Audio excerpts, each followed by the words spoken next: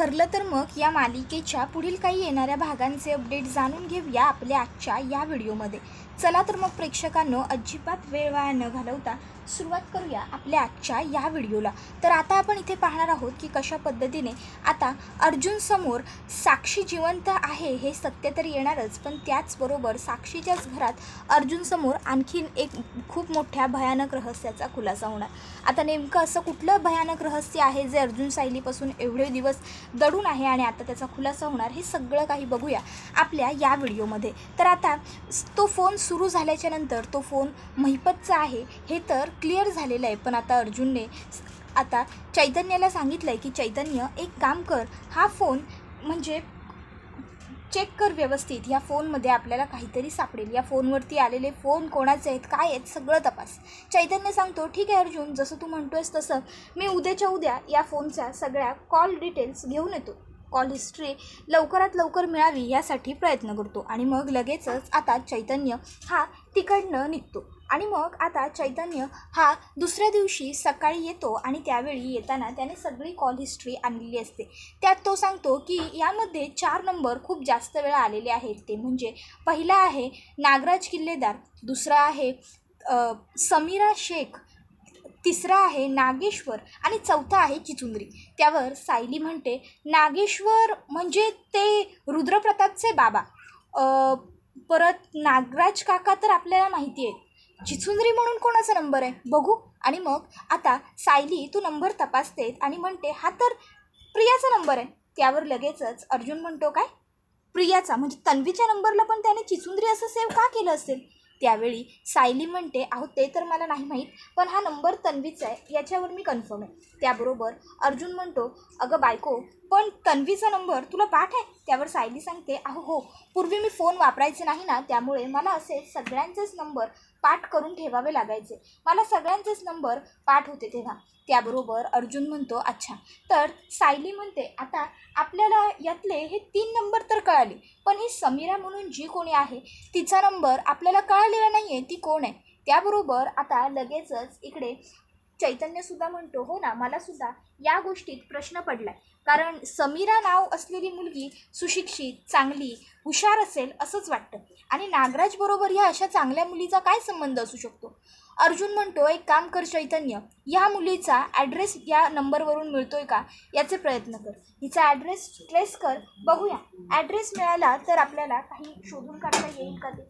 त्याबरोबर लगेचच चैतन्य म्हणतो ठीक आहे अर्जुन, मी ताबडतोब हिचा नंबर मिळाला ह्याच्यावरून हिचा ॲड्रेस काढता येत आहे का ते बघतो. आणि मग आता चैतन्य हा लगेचच तिचा ॲड्रेस ट्रेस करतो. आता ॲड्रेस ट्रेस होतो आणि अर्जुन सायलीला समजतं की हा पत्ता मँगो पार्क जवळ असलेली साई सदन सोसायटी 5व्या माळ्यावरच्या कोणत्या तरी व्यक्तीचा आहे. त्यावर सायली म्हणते अहो पण त्या एरियात तर सगळी चांगली सुशिक्षित लोकं राहतात, मग तिथे महिपतच्या ओळखीचं कोणीतरी असेल असं मला वाटत नाही. त्याबरोबर अर्जुन म्हणतो बायको, पण मिळालेल्या डिटेल्स चुकीच्या नाही आहेत, जर आपल्याला असं कळतंय तर नक्कीच कोणीतरी असं असेल की जे तिथे महिपतच्या ओळखीचं राहतं. आता नेमकी ती व्यक्ती कोण आहे याचा शोध आपल्याला घ्यावा लागेल, बघूयात ना कोण आहे ती व्यक्ती जी महिपतच्या ओळखीची आहे आणि ती एवढ्या चांगल्या हायफाय सोसायटीमध्ये राहते. त्यावर आता चैतन्य म्हणतो पण अरे अर्जुन, आपण हे शोधून काढणार कसं. सायली म्हणते अहो जर आपण डायरेक्ट तिकडे गेलो तर गोंधळ होऊ शकतो, नाही म्हणजे जर महिपतने आधीच तुमच्याबद्दल त्या माणसाला सांगून ठेवलं असेल तर त्याला तुम्ही बघूनच ओळखले जाल आणि मग तो माणूस आपल्याला काही सांगणार नाही, काही कळू देणार नाही. अर्जुन म्हणतो मग ठीक आहे, आता आपल्याकडे एकच पर्याय आहे. त्यावर चैतन्य विचारतो कोणता. अर्जुन सांगतो वेषांतर. त्यावर चैतन्य म्हणतो ठीक आहे अर्जुन, मग एक काम कर, तूच वेषांतर कर आणि त्या माणसाच्या घरी जा, म्हणजे तुला सगळ्या गोष्टी अगदी व्यवस्थित ऑब्झर्व करता येतील, सर्व काही तुला व्यवस्थित बघता येईल. तुला आठवतं आहे का गेल्या वेळी तू महिपतच्या घरी गेला होतास तेव्हा तू ते हे बनला होतास बुवा, तसं आता तू ना बुवा बन आणि आता तू जा. त्याबरोबर सायली म्हणते हो हो चैतन्य भाऊजी जे काही बोलत आहेत ना ते मलासुद्धा पटतं आहे, अहो तुम्हीच जायला हवं. एक काम करूया, आपण पुन्हा तुमचा तसाच गेटअप करूया. अहो त्यावेळी तुम्हाला महिपतसारख्या एवढ्या अट्टल गुंडानं ओळखलं नव्हतं, त्यामुळे आता तर तुम्हाला कोणी ओळखेल अशी शंकाच आपल्याला घ्यायला नको. त्यानंतर मग आता सायली आणि चैतन्य मिळून अर्जुनला पूर्णपणे बुवा बाबा बनवतात आणि आता अर्जुन आणि चैतन्य हे दोघंजण आता आलेले असतात मँगो पार्क शांती सदन सोसायटीच्या खाली. मग आता चैतन्य अर्जुनला सांगतो, अर्जुन तू काहीच काळजी करू नकोस, सगळं अगदी व्यवस्थित होणार आहे, तू सर्व छान मॅनेज करशील. फक्त एक गोष्ट लक्षात ठेव, मध्ये मध्ये इंग्रजी बोलण्याची जी तुझी सवय आहे तिला थोडासा कंट्रोल कर, कारण बुवा बाबा कधीच इंग्रजी भाषेत बोलत नाही, कळलं ना. त्याबरोबर लगेचच अर्जुन हो हो कळलं एवढं म्हणतो आणि त्यानंतर तो शांती सदन सोसायटीत 5व्या मजल्यावरती येतो आणि बरोबर साक्षीच्या घराचा दरवाजा ठोठावतो. साक्षी दरवाजा उघडते आणि कोण हवं आहे आपल्याला असं विचारते.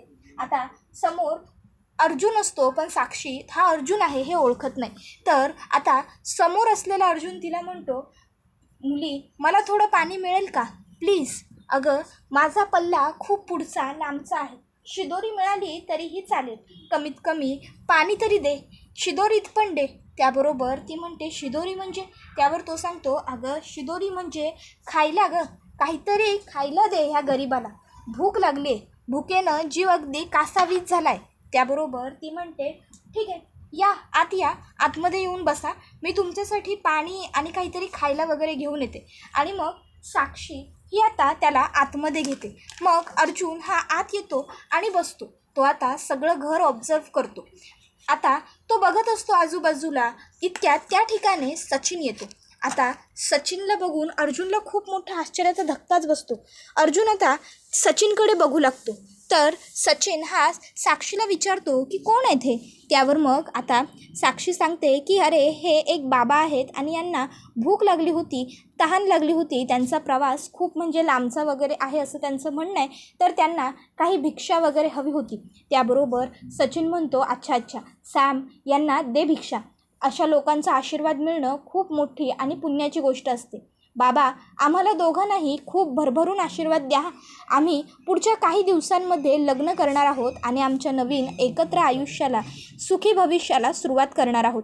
आता खरं तर हे सगळं सचिन उगाचच खोटं खोटं आणि मुद्दाम बोलत असतो, जेणेकरून त्याने साक्षीला इम्प्रेस करावं यासाठी. पण आता काय होतं, इथे साक्षी इम्प्रेस व्हायची राहिली बाजूलाच, अर्जुनला सचिनचा खरा चेहरा समजतो. तर आता इकडे दुसऱ्या बाजूला अस्मिता ही घरातल्या सगळ्यांना सांगत असते की मला सचिनबरोबर लग्न करायचं आहे, मला सचिनबरोबर पुन्हा एकत्र राहायचं आहे आणि सचिनने मला शब्द दिला आहे की पुन्हा आता तो त्या मुलीच्या नादी नाही लागणार आहे. आणि जर सचिन म्हणतोय की तो आता त्या मुलीच्या नादी नाही लागणार आहे, तर मी तरी उगाचच्या उगाच कशाला विषय ताणू आणि गोष्टी वाढवू. मला मान्य आहे त्याच्याकडनं चूक झाली, पण आता म्हणून मी काय फक्त त्या एका चुकीला धरून बसायला नको ना, मी त्याला समजून घ्यायला हवं. आता हे सगळं अस्मिताचं बोलणं खरं तर घरातल्या कोणालाच पटत नसतं. कल्पना तिला म्हणत असते, अस्मिता तू काय बोलतेस, तुला तरी कळतंय का. नाही तू माफ वगैरे सचिनला करण्याचा विचार करतेस हे सगळं ठीक आहे, पण पुढे तुला खात्री आहे का की सचिन व्यवस्थित वागेल म्हणून.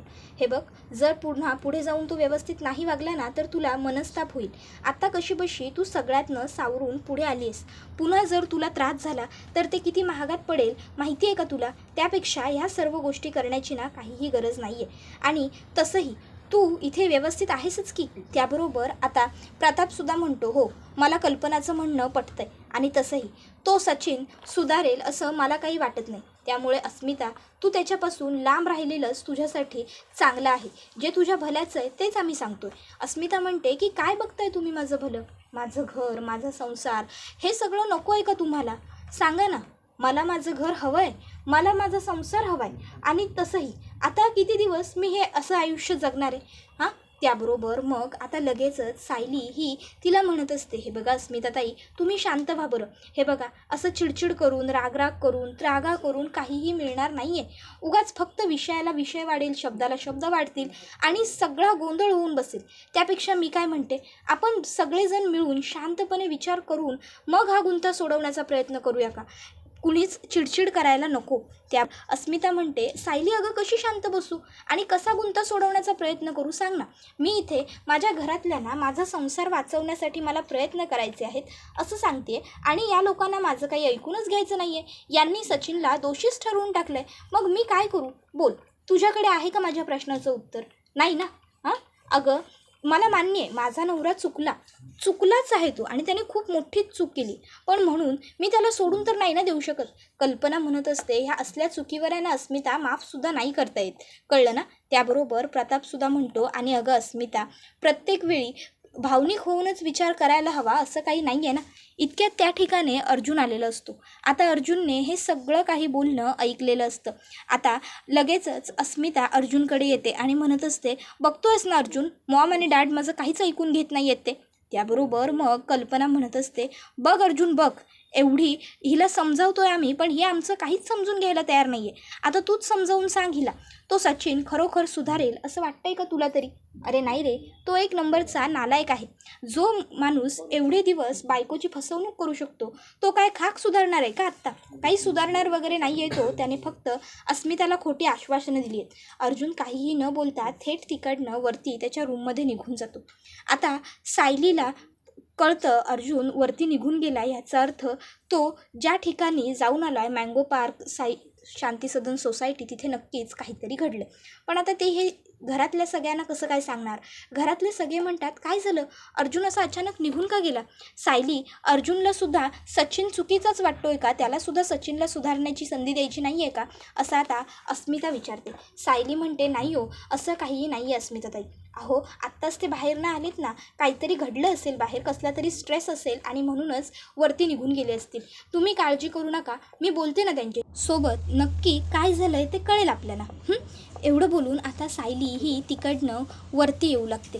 आता सायली मनात म्हणत असते, नक्कीच यांना काहीतरी मोठं समजलं आहे. सायली अर्जुनला येऊन विचारते, अहो काय झालं, गेला होतात ना तिथे त्या शांती सदन सोसायटीला, काय झालं, कोण आहे ती व्यक्ती आणि काय कळलं तिथे जाऊन तुम्हाला? म्हणजे आपल्या केस रिलेटेड काही माहिती मिळाली का? काही मदत होईल का आपल्याला?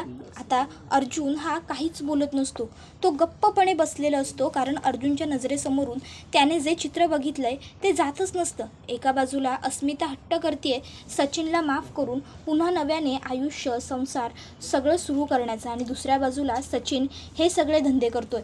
त्याबरोबर आता सायली म्हणत असते, अहो असे काय बसलाय वेड्यासारखे, सांगा ना काय झालं तिकडे आणि काय ठरलं? तुम्ही बघितलंत का? कोण आहे ती व्यक्ती? अहो बोला ना काहीतरी. अहो काय चाललं आहे, सांगा ना. असं काही घडलं आहे का की जे सांगण्यासारखंच नाही आहे? तुम्ही जर असं सांगितलंच नाही, गप्पच राहिलात, तर मला कसं काय कळणार आहे? सांगा तरी काहीतरी, काय झालं आहे? अर्जुन काहीच बोलत नसतो. मग सायली शेवटी अर्जुनला पाण्याचा ग्लास देते, म्हणते, अहो हे घ्या, पाणी प्या, जरा पाणी प्या आणि मग शांतपणे मला काय झालं ते सांगा. कोण होतं तिथे? आपल्याला मदत मिळेल का त्या लोकांची? काय झालं आहे? बोला ना. तुम्ही असे गप्प बसलात तर मला कसं कळणार नेमकं तिकडे काय घडलं, काय झालं ते? बोला, काय झालं तिकडे? त्याबरोबर आता चैतन्यसुद्धा म्हणू लागतो, ए अर्जुन बाबा, बोल रे बोल. तुझं हे मौन बघून की नाही आता मलासुद्धा स्ट्रेस येतोय. काय झालं तिकडे, सांग ना. अहो वहिनी, काय सांगू तुला, आम्ही लोक जेव्हापासून त्या शांती सदन सोसायटीच्या बाहेर पडलो आहे ना, तेव्हापासून या अर्जुनने हे असंच मौन पकडलं. तुला काय वाटतं, मी याला विचारलं नसेल का तिथेच काय बघितलंस, काय घडलं म्हणून? हा बाबा मला काहीच सांगत नाही आहे. अर्जुन, आता वहिनींना तरी सांग बाबा. त्याबरोबर सायली म्हणते, अहो बोला आता पटापट, तुम्ही आमच्या दोघांचे पेशन्स बघू नका. त्यावेळी मग आता अर्जुन हा सांगतो की तिकडे मी तिकडे साक्षीला बघितलं. त्यावर हे ऐकून सायली म्हणते, काय साक्षी? महिपतची मुलगी साक्षी शिखरे, ती जिवंत आहे? त्यावर अर्जुन म्हणतो, हो ती जिवंत आहे. आणि त्याबरोबर सायली म्हणते, काय त्याबरोबर, बोला ना, कसला विचार करताय? अर्जुन म्हणतो, त्याबरोबर मी तिकडे सचिनला बघितलं. त्यावर सायली म्हणते, काय सचिन भाऊजी? त्यावर अर्जुन म्हणतो, हो सचिन, अस्मिताईचा नवरा. सायली म्हणते, पण ते काय करत होते, ते सुद्धा साक्षीच्या घरात? त्याबरोबर अर्जुन म्हणतो, तेच तर सांगतोय ना. सायली, सचिन ज्या मुलीबरोबर रिलेशनमध्ये आहेत ती मुलगी साक्षी आहे. त्यावर हे ऐकून आता सायलीला आणि चैतन्यला दोघांनाही खूप मोठा आश्चर्याचा धक्का बसतो. चैतन्य तर म्हणतो, काय सायली वहिनी, अगं काय सांगतो हा हे सगळं? त्याबरोबर अर्जुन म्हणतो, हो मी जेव्हा बघितलं तेव्हा मलासुद्धा असंच झालं होतं. मलासुद्धा विश्वास नव्हताच बसत. त्यावेळी सचिननेच मला समोरून सांगितलं की तो आणि साक्षी दोघंजणं लग्न करणार आहेत आणि त्याने मी बाबा बनून गेलेलो त्यामुळे माझा आशीर्वादसुद्धा मागितला. कळतंय का तुला? सचिन साक्षीबरोबर रिलेशनमध्ये आहे आणि इकडे अस्मिताताई ही त्याबरोबर सायली म्हणते अस्मिताताई त्यांना माफ करून घरात घेण्यासाठी घरातल्यांबरोबर भांडण करून बसल्यात, अडून राहिल्यात. अहो पण मग आता काय करायचं काय? आपण या सगळ्यातून तोडगा काढायचा कसा?